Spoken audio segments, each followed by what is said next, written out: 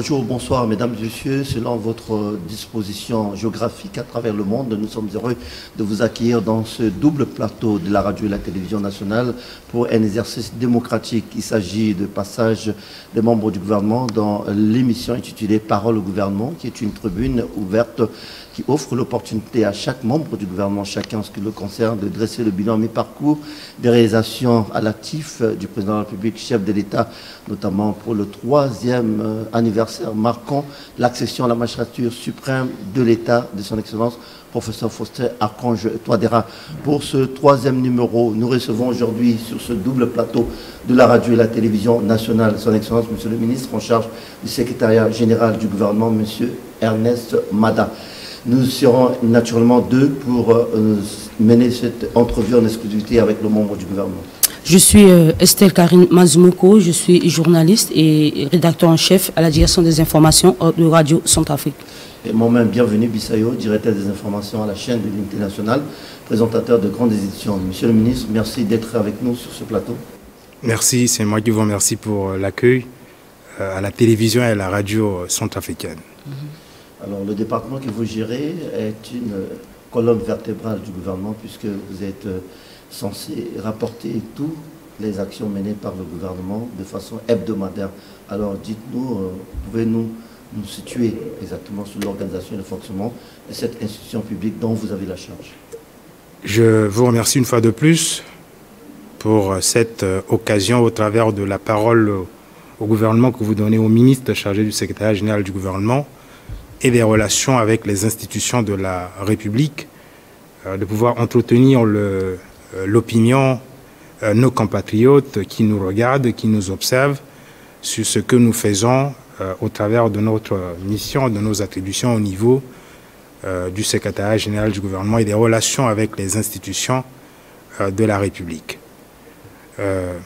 Je profite d'abord de l'occasion pour saluer cette initiative de parole au gouvernement qui, vous l'avez dit, s'inscrit dans la perspective de la célébration, de la 3e célébration de l'investiture pour son 2e mandat de son Excellence, Monsieur le Président de la République, chef de l'État. Je pense que c'est un exercice qui mérite non seulement d'être salué, mais aussi d'être inscrit dans son contexte.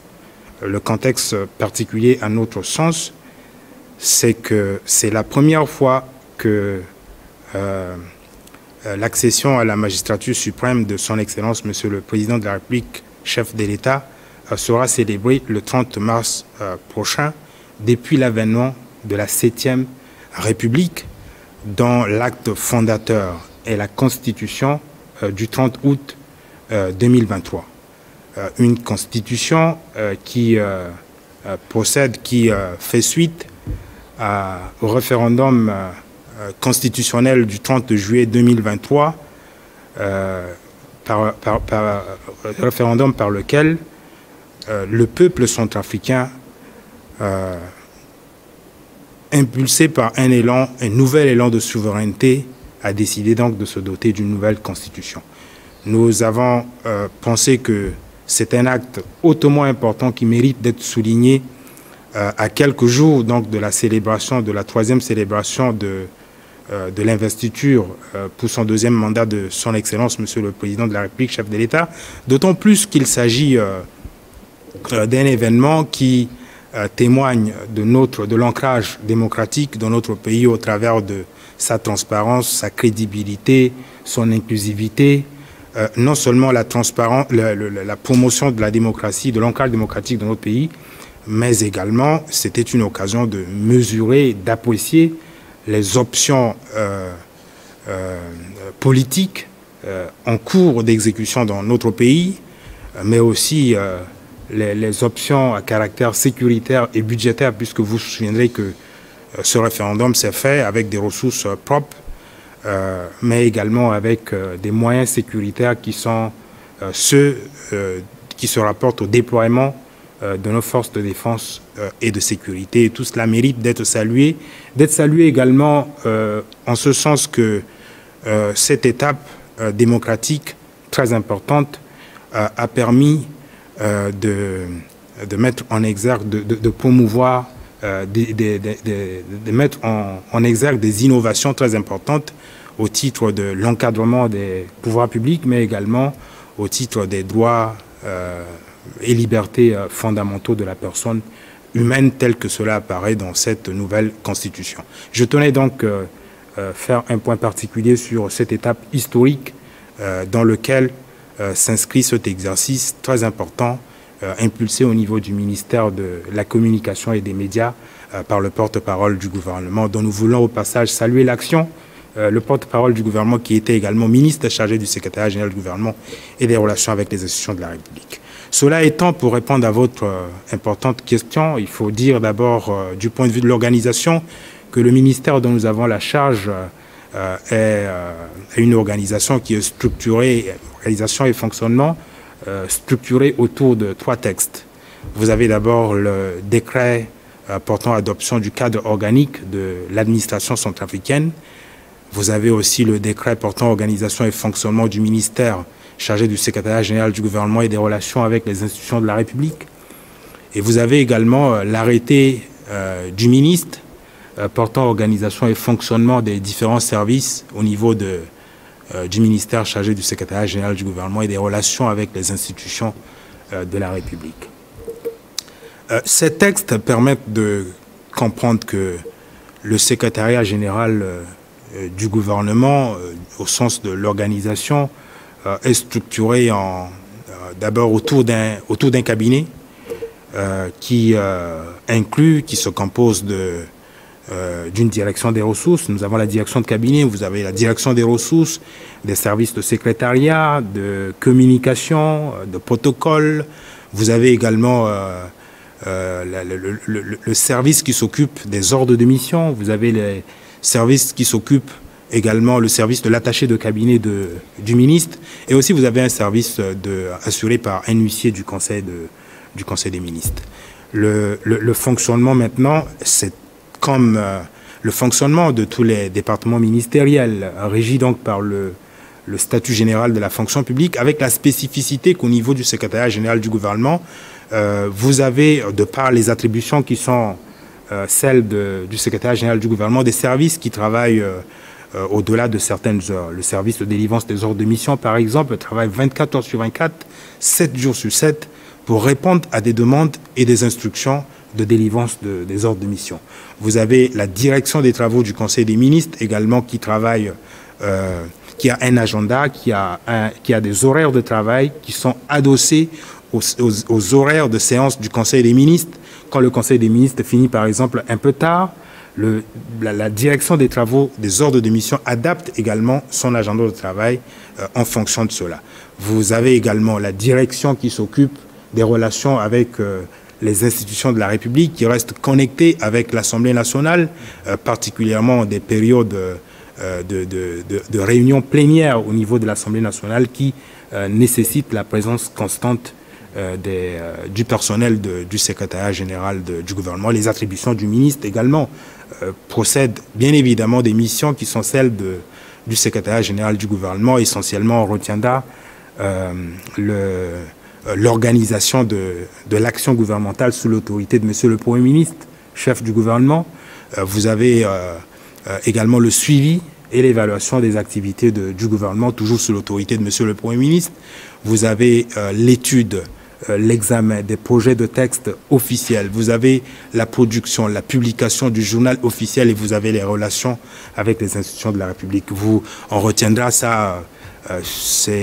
On le sait, le ministre chargé du secrétariat général du gouvernement, au travers de ses rôles, assure le secrétariat, le rapportage du Conseil des ministres, présente le compte rendu du Conseil des ministres à la radio, à la télévision, assure également la notification des décisions importantes qui sont prises en Conseil des ministres à l'endroit des membres du gouvernement qui sont concernés.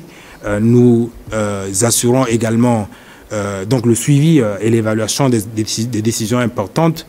Le ministre chargé du secrétariat général du gouvernement veille également à la production de la règle du droit Notre travail également, c'est de veiller, je l'ai dit tout à l'heure, à la bonne marche des relations avec les institutions de la République. Voilà un peu ce que nous pouvons dire sur l'organisation, le fonctionnement du ministère dont nous avons la charge, ainsi que les attributions, les attributions du ministre chargé du secrétariat général du gouvernement et des relations avec les institutions de la République. Monsieur le ministre, je crois que monsieur le ministre a un peu touché sur la deuxième question, mais je vais encore rebondir s'agissant des rapports relevant des commissions des textes et conseils des ministres.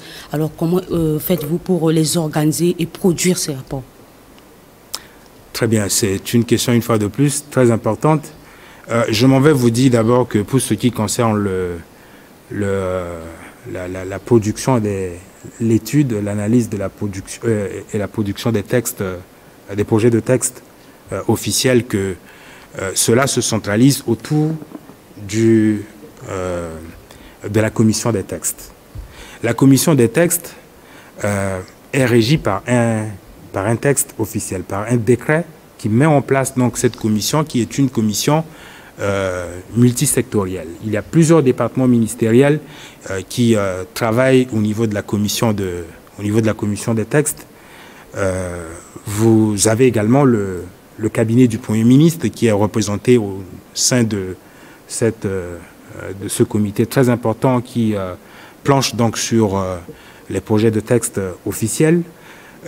Tout cela est placé sous, il faut le souligner, sous la conduite d'un responsable au niveau du cabinet de son Excellence, Monsieur le Président de la République, chef de l'État. Au niveau du secrétaire général du gouvernement, nous avons la direction des études qui représente le ministre au sein de cette équipe et qui est chargée donc de proposer les rapports de travail de ce comité, un rapport de travail qui est ensuite analysé au niveau de la direction générale des textes, au niveau du secrétaire général du gouvernement, ensuite examiné au niveau d'un inspecteur des textes, ensuite au niveau du chargé de mission en matière des textes, avant que cela ne puisse être présenté à validation par les personnes qui assurent donc la conduite des travaux au niveau du comité des textes. Vous verrez également que une fois que les travaux sont terminés, les travaux d'examen, d'études, des projets de texte sont terminés au niveau de cette commission, cela donne maintenant la possibilité au texte d'évoluer au niveau du Conseil des ministres et par après, éventuellement, en fonction de la nature des textes, loi, décret, arrêté, décision, cela peut être acheminé soit au niveau de l'Assemblée nationale, soit au niveau à la signature de son Excellence, Monsieur le Président de la République, chef de l'État, ou bien aussi au niveau du Conseil économique, social et environnemental, lorsqu'il s'agit des textes qui ont trait à des aspects économiques, sociaux, culturels et autres. Vous voyez donc que la commission des textes fait un travail extrêmement délicat, extrêmement important. Et tout cela doit se faire avec un objectif. Pour le secrétariat général du gouvernement, ce travail au niveau de la commission des textes devrait se faire en s'assurant que nous ne produisons que des textes qui sont nécessaires. Et cela avec une solidité juridique qui constitue une des exigences au niveau de la commission des textes. Ce travail permet de comprendre au fait que le ministère chargé du secrétariat général du gouvernement et des relations avec les institutions de la République assure un rôle conseil pour le gouvernement. Le ministère chargé du secrétariat général du gouvernement est au fait la plume du gouvernement, mais c'est aussi la mémoire de notre administration. Je voudrais également préciser en ce qui concerne, nous l'avons déjà abordé tout à l'heure très longuement, on peut aussi revenir là-dessus très rapidement en ce qui concerne la production des comptes rendus, des rapports des travaux du Conseil des ministres, que cela occupe donc particulièrement au niveau de notre département la direction des travaux du Conseil des ministres qui se mobilise de façon très spéciale lorsque les séances du Conseil des ministres se déroulent sous la très haute présidence de son Excellence, Monsieur le Président de la République, chef de l'État. Cela donne l'occasion à la direction des travaux du Conseil des ministres de préparer les synthèses des délibérations au niveau du Conseil, après que le ministre chargé du secrétaire général du gouvernement sort du Conseil. Donc après la levée de la séance, le ministre chargé du secrétaire général du gouvernement rejoint donc son équipe au niveau du SCG pour donc commencer à donner des orientations, des lignes de rédaction pour la préparation donc de ce compte rendu qui, par après, permet de se retrouver au niveau de la télévision, de la radio, avec les spécialistes des médias que vous êtes, pour maintenant informer le public sur les travaux importants qui se font au niveau du Conseil des ministres. Voilà donc quelques éléments qui, j'espère, permettront de répondre à votre question. Excellent, Monsieur le ministre. Nous poursuivons cette entrevue en exclusivité. Nous savons pertinemment également que la mission qui vous est assignée est celle également qui consiste à entretenir des relations avec les institutions républicaines. À ce jour, quels sont les défis majeurs dans la gestion justement de ces institutions de la République? Oui, en parlant des institutions de la République, je pense notamment que vous faites allusion, par exemple, au Conseil constitutionnel, vous faites allusion au Conseil économique, social et environnemental, vous faites allusion à l'autorité nationale des élections, le Haut Conseil de communication, le Conseil national de médiation qui, au-delà des dispositions de la nouvelle Constitution, devrait continuer à fonctionner jusqu'à la fin de son mandat. Vous avez également la Haute Cour de justice. Vous avez aussi l'Assemblée nationale, vous avez la haute autorité chargée de la bonne gouvernance. Lorsque vous analysez les attributions de toutes ces institutions, vous prenez par exemple l'Assemblée nationale, elle est spécialisée de par ses attributions au titre de la Constitution, dont particulièrement en matière de contrôle de l'action gouvernementale. Donc cela marque un caractère indépendant des pouvoirs publics et cela ne nous donne pas la possibilité de gérer ces institutions. Donc je tenais à apporter cette précision. Il s'agit plutôt de faciliter les relations avec ces institutions, relations entre l'exécutif et les institutions de la République. Cela vaut également en ce qui concerne le Conseil constitutionnel, qui est la plus haute juridiction en matière constitutionnelle et qui a toute son autonomie. Toutefois, ce qu'il convient de préciser, c'est que son Excellence, Monsieur le Président de la République, chef de l'État, de par les attributions qui lui sont conférées par la Constitution, on assure un fonctionnement régulier de ces institutions. En particulier, c'est lui qui est le président du Conseil supérieur de la magistrature et garant de l'indépendance des pouvoirs. Nous, au niveau du secrétariat général du gouvernement, nous portons la parole du gouvernement vers ces institutions et inversement, nous portons la parole de ces institutions vers le gouvernement. Au fait, nous sommes donc au cœur du dialogue entre l'exécutif et les institutions de la République. Toutefois, depuis, ça on peut le préciser, depuis notre prise de fonction, nous avons pris soin de rendre visite. Nous sommes dans un processus donc de visite, de prise de contact avec les institutions de la République. Je sais que la presse a eu accompagné cela et on a fait l'écho. Ces visites nous ont permis, par exemple, de constater les conditions dans lesquelles ces institutions fonctionnent. Ce sont des conditions qui sont celles de notre administration d'une manière générale et en particulier de la presse, et des conditions qui font l'objet d'une amélioration, d'une attention constante au niveau des pouvoirs publics, au niveau du gouvernement que dirige le Premier ministre, selon la vision de l'émergence nationale émise par son Excellence, Monsieur le Président de la République, chef de l'État, et nous travaillons donc à l'amélioration des conditions matérielles, des infrastructures, des équipements qui peuvent permettre donc l'amélioration donc des conditions de travail au niveau de ces différentes ces différentes institutions. Nous saluons effectivement la qualité des relations qu'il y a entre le gouvernement et ces différentes institutions de la République.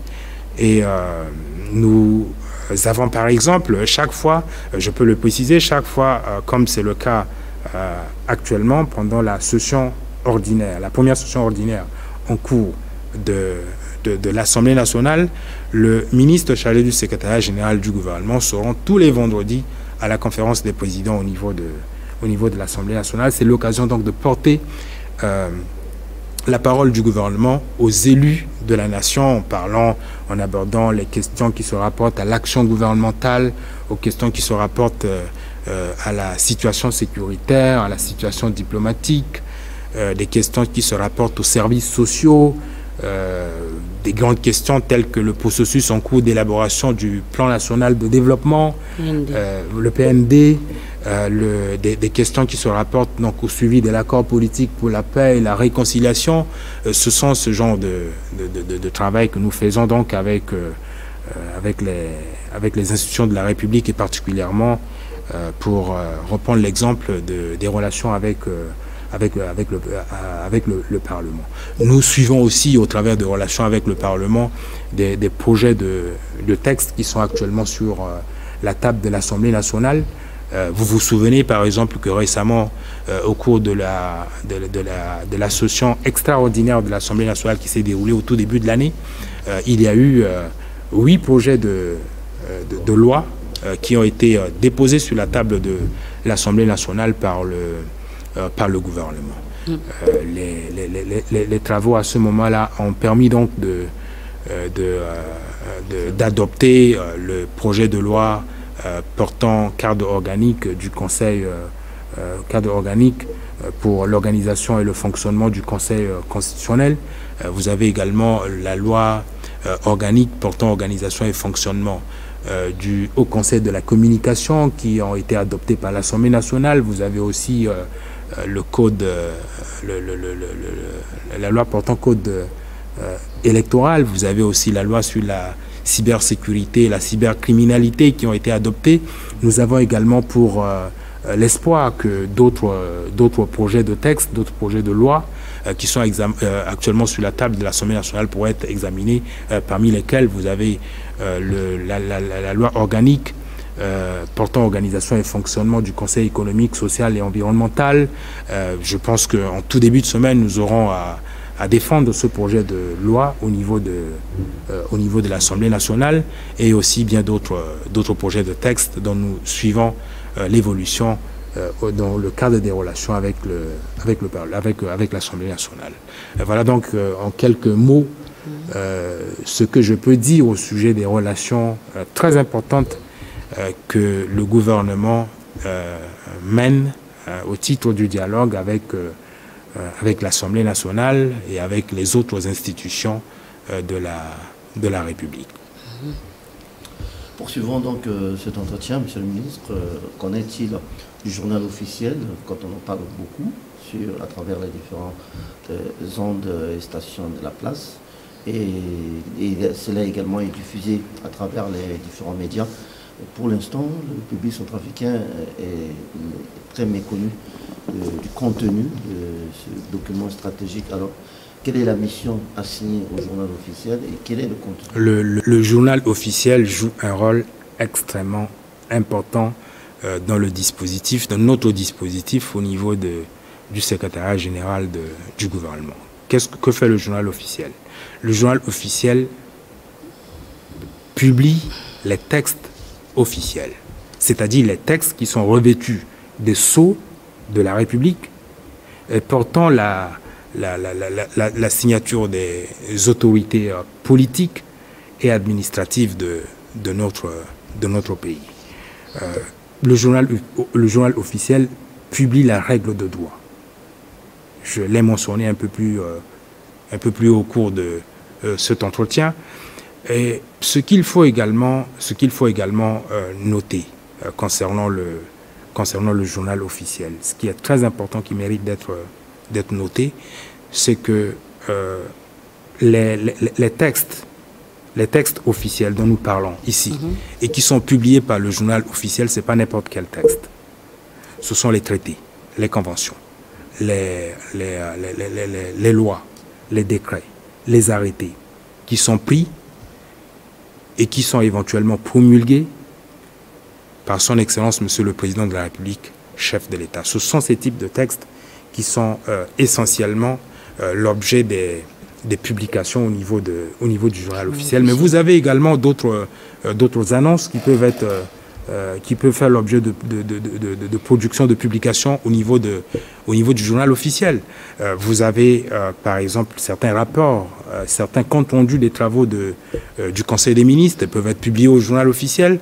Vous avez aussi des rapports des débats parlementaires qui peuvent être publiés au journal officiel, mais c'est aussi l'occasion, je voulais profiter de cette opportunité pour lancer un appel au public, à l'opinion, qu'il est possible et qu'il est important de se rapprocher du journal officiel pour entreprendre des démarches de publication, par exemple des agréments pour certaines associations ou bien des organisations. C'est aussi l'occasion de lancer un appel à ceux qui ont des titres fonciers, des arrêtés relatifs à des titres fonciers, et qu'il est possible de les faire publier au journal officiel. C'est aussi tout ça qui constitue donc le spectre, le périmètre des textes qui sont publiés par le journal officiel. Il faut profiter de l'occasion pour ajouter que le journal officiel aura été créé depuis 1960. En 2024, le journal officiel aura 64 ans. Et nous comptons célébrer cela au mois de juin prochain.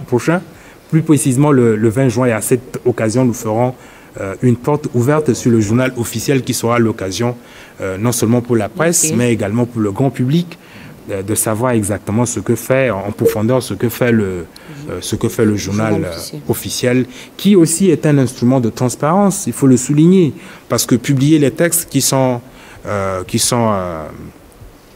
signés par les autorités supérieures de notre pays constitue un signe de transparence, non seulement vis-à-vis de l'opinion, vis-à-vis de nos compatriotes, mais également vis-à-vis de nos partenaires. Cela est extrêmement important et nous comptons le faire. Je dois aussi, puisque nous parlons de transparence, préciser que le journal officiel est géré au travers de 2 régies. Vous avez une régie qui s'occupe des recettes. Et là, la personne qui assure donc cette régie, le régisseur, est nommé par un arrêté du ministre des Finances.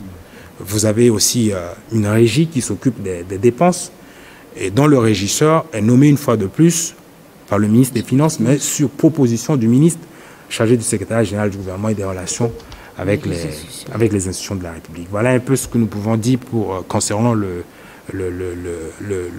journal officiel, mais je sais qu'il y a beaucoup de choses à dire au sujet du journal officiel. Nous pouvons éventuellement revenir là-dessus si vous le voulez bien. D'accord.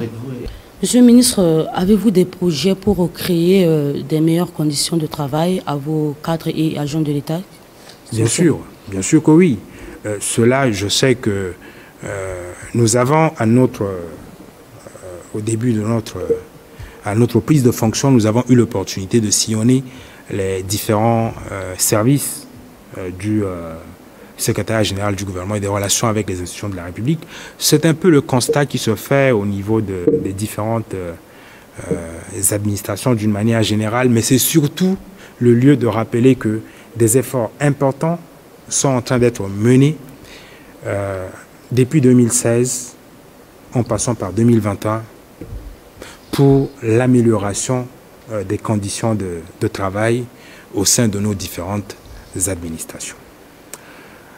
Cela concerne les infrastructures, cela concerne les équipements, cela concerne la digitalisation, la numérisation des services, cela concerne également la formation continue des cadres.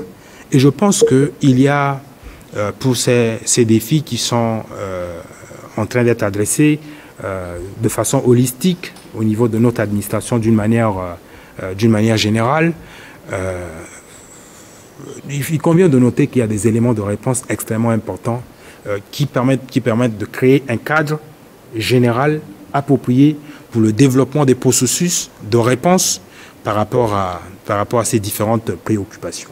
Vous avez comme cadre général le plan national de développement, nous en avons parlé tout à l'heure, ce cadre programmatique qui remplace le RCPCA et qui développe plusieurs stratégies de réponse aux différentes préoccupations au niveau de notre administration. Le secrétariat général du gouvernement, donc, il y a des questions de capacité d'accueil depuis la création du secrétariat général du gouvernement qui, à l'époque, en 1960, précisons-le, était focalisé autour de 3 services essentiellement. Il y a une direction des ressources, des ressources financières et humaines, vous avez la direction, vous avez le journal officiel et vous avez également la direction des travaux du Conseil des ministres. À l'époque, donc la jeunesse du secrétariat général du gouvernement, c'est cela, comme vous pouvez le retrouver dans les archives de notre département. À l'époque, il y avait moins de 60 personnes qui travaillaient pour répondre à cette mission, à la mission correspondante. Aujourd'hui, vous avez le développement de l'organisation et du fonctionnement du secrétariat général du gouvernement, mais les structures devaient donc s'adapter. Nous en sommes parfaitement conscients et pour nous, cela s'inscrit dans un cadre holistique de réponse à des problèmes d'infrastructure au niveau de l'administration d'une manière générale. Et cela se fait avec beaucoup de sérieux au niveau donc de l'administration d'une manière globale. Voilà. Monsieur le ministre, dernière question avant de refermer la première partie de cette entrevue. Vous avez passé en revue le bilan mi-parcours des réalisations de vos actions à l'actif du président de la République, chef d'État, son excellent professeur Faustin Archange-Touadéra. Qu'en est-il des projections pour les 20 ans à venir du département dont vous avez la charge? Oui,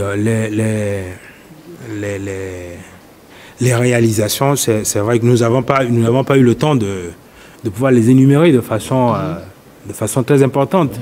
Mais je pourrais rebondir sur cette question que vous posez pour préciser qu'il y a eu effectivement des réalisations extrêmement importantes qui ont été menées au niveau du secrétariat général du gouvernement qui, vous le savez, assure la préparation, l'organisation des fêtes nationales, des manifestations à caractère officiel auxquelles prennent part son Excellence, Monsieur le Président de la République, chef de l'État, le Premier ministre, les membres du gouvernement. Et cela se fait avec beaucoup de professionnalisme par des femmes et des hommes qui y sont dédiés au niveau du secrétariat général du gouvernement. Et la presse en est témoin. J'en veux pour preuve, par exemple, l'organisation des festivités du 1er décembre, passé pour être plus près de nous dans le temps. La presse a eu à accompagner cela. Ça se faisait juste là, devant la télévision nationale. Et c'était un événement extrêmement important qui permet de témoigner de la capacité d'organisation au niveau du secrétariat général du gouvernement, de grands événements au travers du comité national des fêtes, dont la tutelle est assurée justement par le ministre chargé du secrétariat général du gouvernement et des relations avec les institutions de la République. Nous avons plusieurs, vous parlez tout à l'heure du 1er mai, qui est la fête, une des fêtes en perspective après la commémoration du 29 mars. C'est la commémoration la plus proche de nous. Ensuite, vous avez la commémoration du 30 mars, avant d'arriver donc au 1er mai, le 13 août, le 1er décembre. Le secrétariat général du gouvernement et des relations avec les institutions de la République a des réalisations extrêmement importantes, non seulement dans ce domaine, mais également en matière de préparation et de rédaction des comptes rendus du Conseil des ministres, du journal, de la production du journal officiel, dans des conditions quelquefois un peu qui doivent faire l'objet d'amélioration. Nous en sommes très conscients et nous avons une idée nous avons justement une idée de ce qu'il faut faire. Je l'ai dit tout à l'heure que nous prévoyons la numérisation des travaux du Conseil des ministres et ça c'est une instruction qui a déjà été prise au niveau supérieur et qui fait l'objet donc d'un suivi régulier au niveau du secrétariat général du gouvernement. C'est une activité que nous prévoyons donc pour les temps à venir. Vous avez ici juste en face de la télévision nationale la tribune qui accueille les événements très importants tels que la fête de proclamation de la République le 1er décembre. Nous avons en vue donc de réhabiliter en structure solide, pérenne, cette infrastructure. Non seulement au niveau de l'avenue des Martyrs, mais nous y pensons également, ne serait-ce que dans les principaux chefs-lieux des régions de notre pays et au-delà, au niveau des différents chefs-lieux de préfecture et d'une manière plus générale au niveau de toutes les principales villes de notre pays. Donc ça fait partie des projections que nous avons en plus des questions d'infrastructures que nous avons déjà soulevées tout à l'heure. Nous avons aussi en vue la réalisation d'un projet extrêmement important qui compte pour son Excellence, Monsieur le Président de la République, chef de l'État, c'est la construction d'un repère historique, plus précisément un complexe Barthélemy Boganda au niveau de Bobangui, qui sera donc un repère historique et qui sera constitué de beaucoup de composantes. Nous avons le musée Barthélemy Boganda que le gouvernement compte construire. Nous avons également une salle polyvalente qui pourrait être construite au niveau de Bobangui.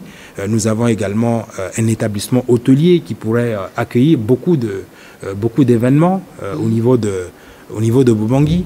Voilà, donc nous avons autant de projets qui nous occupent au niveau du secrétariat général du gouvernement et des relations avec les institutions de la République et qui font partie donc des objectifs, qui relèvent des objectifs extrêmement importants du gouvernement que dirige le Premier ministre sous la très haute impulsion de son Excellence, Monsieur le Président de la République, chef de l'État. En tout cas, merci Monsieur le Ministre. On va passer en revue les actions phares réalisées à l'actif du département dont vous avez la charge au regard de la vision politique de son Excellence, professeur Faustin Archange-Padera. Monsieur le Ministre, nous allons donc marquer un point sur cet exercice démocratique, sur ce double plateau de la radio et de la télévision nationale, pour ouvrir cette fois-ci la voie au public de pouvoir vous poser des questions directement, des questions qui viennent de l'homme de la rue. Monsieur le ministre, pouvez-vous nous parler sur l'organisation des fêtes nationales? Une question extrêmement importante qui permet donc d'édifier le public sur la façon dont le secrétariat général du gouvernement, au travers du comité national des fêtes, prépare, organise et gère les fêtes nationales, les commémorations, les festivités. D'abord, cela est encadré par un texte juridique, le décret créant le comité national des fêtes. Le comité national des fêtes qui est donc sous la tutelle du ministre chargé du secrétaire général du gouvernement et des relations avec les institutions de la République. Vous avez plusieurs membres du gouvernement. Au fait, c'est un comité interministériel pour être plus précis. Vous avez plusieurs départements ministériels qui font partie donc du comité national des fêtes et cela permet de donner un caractère très inclusif, très participatif à la préparation et l'organisation donc de ces événements. Aussi, je pense qu'il faut préciser que ces festivités, ces commémorations incluent également le public. Vous prenez le défilé du 1er décembre. nous avons les différentes organisations, les associations, les partis politiques qui y prennent part. Donc, au moment quand nous nous approchons de ces grands événements, nous tenons des réunions régulièrement avec les parties prenantes dans l'organisation de ces événements pour donner un caractère plus global, plus national quand il s'agit des fêtes nationales. Nous avons également des démembrements à l'intérieur de notre pays. Ça ne se passe pas seulement au niveau de Bangui. Le Comité national de fêtes a des démembrements à l'intérieur de notre pays. Et nous appuyons sur cette structure, cette organisation pour les événements à venir le 29 mars. Pour lequel nous nous préparons déjà très activement. Nous avons des documents qui sont, par exemple, soumis à l'examen du Conseil des ministres qui permettent d'obtenir l'aval du Conseil des ministres par rapport à l'organisation du 29 mars. Nous avons aussi bientôt des correspondances que nous allons faire acheminer à des institutions religieuses dans le cadre donc des offices religieux, parce que c'est tout cela qui participe à l'organisation donc nous restons en contact avec l'ensemble avec l'opinion nationale pour une meilleure organisation avec les différents départements ministériels de ces festivités. C'est sur cette note d'espoir que nous bouclons donc la première partie de cette entrevue, excusez-moi en langue française, Monsieur le Ministre. L'équipe de ces deux stations, la radio et la télévision nationale par ma voix, vous remercie surtout d'avoir répondu promptement à notre invitation pour répondre à nos préoccupations. Merci. Nous étions naturellement deux pour animer cette entrevue. Estelle Karine Mazumoko, journaliste et rédacteur en chef à la direction des informations à la radio Centrafrique. De moi-même, bienvenue Bissayou, journaliste à la chaîne de l'unité nationale, en même temps directeur des informations sur cette même chaîne. Merci à vous, mesdames et messieurs, si vous nous rejoignez à présent sur ce double plateau de la radio et la télévision centrafricaine. Sachez que vous étiez dans l'émission intitulée Parole au gouvernement, qui est une tribune consacrée essentiellement au passage des membres du gouvernement, chacun en ce qui le concerne, pour passer en revue le bilan à mi-parcours de façon sectorielle, en lien au 3e anniversaire marquant l'accession à la magistrature suprême de l'État de son Excellence, professeur Faustin Archange Touadéra. Restez de nôtre, car dans une fraction de minute,